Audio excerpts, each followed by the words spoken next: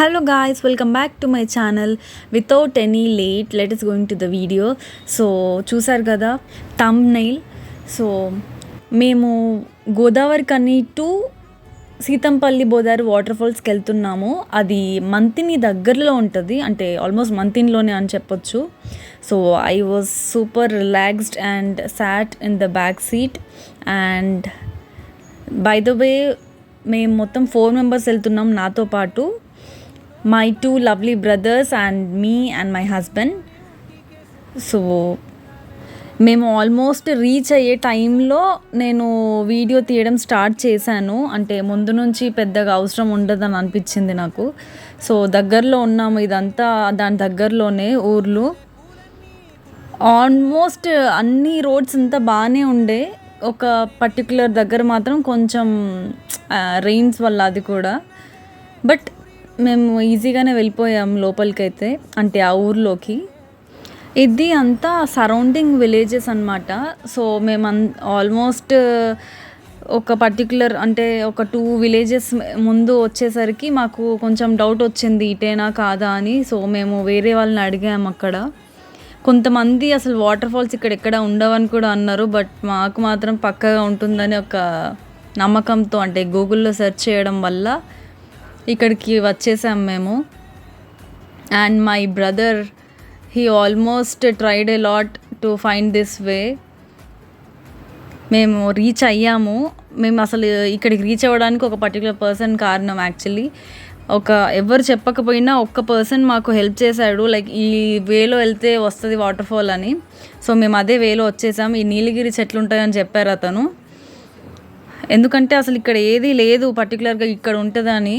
So మేము నీలగిరి చెట్ల దగ్గరకు వచ్చేసి ఒక లుక్ అయితే వేసాం, అసలు ఎలా వెళ్ళాలి ఏంటి అని. ఆయన చెప్పాడు మాకు లెఫ్ట్లో అసలు వెళ్ళొద్దు, ఓన్లీ రైట్లో వెళ్ళండి అని. బట్ ఇక్కడికి వచ్చాక మాకు అసలు ఎటు రైట్ ఏంటి అని మాకు అర్థం కాలేదు. సో మళ్ళీ ఒకసారి ఆయన అడిగేసి వద్దామని చెప్పేసి మళ్ళీ కొంచెం వెనక్కి వెళ్ళాము. అండ్ స్టార్ట్ అయ్యే ముందు ఒక మ్యాండేటరీ పిక్ అయితే తీసుకున్నాము.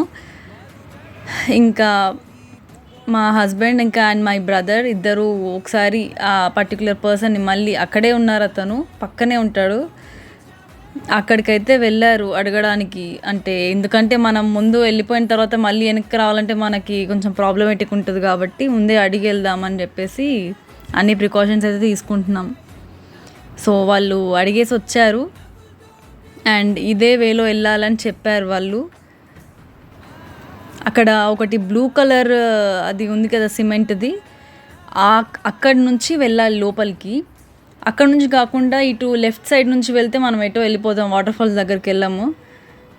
సో ఈ వేలో ఇక్కడి నుంచి వెళ్తే అదే మనకి ఒక లైక్ వే ఉంది అనేది ఒకటైతే మనకు అర్థం అవుతుంది ఆ వేలో వెళ్తే. సో మధ్యలో ఒక వ్యూ పాయింట్ కూడా వచ్చింది. ఆ వ్యూ పాయింట్ దగ్గర ఒక ఫోటో కూడా తీసేసుకున్నాము, ఎందుకంటే గుర్తుండిపోవాలి కదా అన్నట్టు. ఒక 2 కిలోమీటర్స్ నడిచాక మాకు వాటర్ సౌండ్ వినిపించింది. సో అక్కడికి వెళ్ళి చూస్తే కింద ఓకే వాటర్ ఫాల్, అంటే అప్పుడు అంత వాటర్ ఏం లేకుండే, బికాస్ వర్షాలు అంతా లేకుండే. మేము ఇది లాస్ట్ మంత్ వెళ్ళాము. ఆ 2-3 డేస్లో రెయిన్ఫాల్ లేకపోవడం వల్ల తక్కువ వాటర్ ఉంది. అండ్ అక్కడి నుంచి కిందికి చాలా జాగ్రత్తగా వెళ్ళాము, ఎందుకంటే అసలు వే లేదు పర్టికులర్గా నడవడానికి, అంటే కిందికి దిగడానికి. దిగాక మాత్రం ఇది సీన్. ఓకే, ఇంత నడిచినందుకు ఒక హ్యాపీ అయితే అనిపించింది. నేను అన్ని వీడియోస్ తీయలేకపోయాను, ఎందుకంటే I was living in that moment అప్పుడు.